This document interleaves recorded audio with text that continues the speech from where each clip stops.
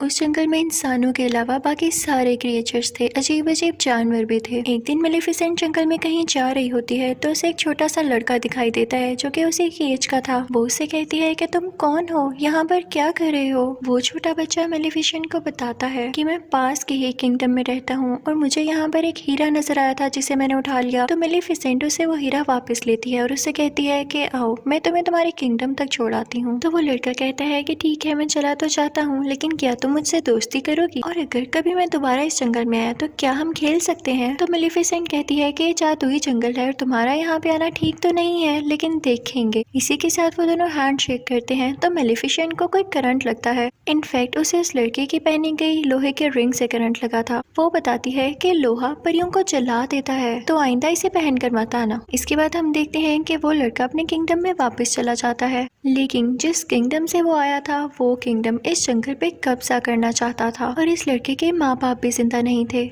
इसकी मेलिफिसेंट से काफी अच्छी दोस्ती हो चुकी थी और इनके दोनों के जहन में ये बात थी ही नहीं कि हम एक दूसरे के दुश्मन किंगडम से हैं। ये दोनों एक साथ खेलते रहे और इसी तरह कई साल गुजर गए। वो लड़का यहाँ आता रहता और मेलिफिसेंट और ये मिलके खेलते, और अब ये दोनों बड़े हो चुके थे।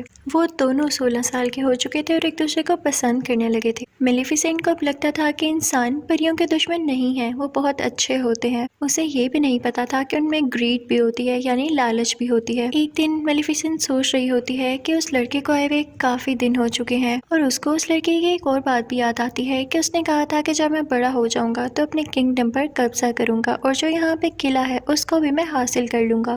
यानी मेलिफिसेंट को तो अभी भी ये समझ नहीं आ रहा होता कि वो लड़का लालची था। मेलिफिसेंट एक दिन अपने जंगल में बैठी होती है तो देखती है कि दूसरे किंगडम का राजा अपनी काफी ज्यादा आर्मी और घोड़ों के साथ उसके जंगल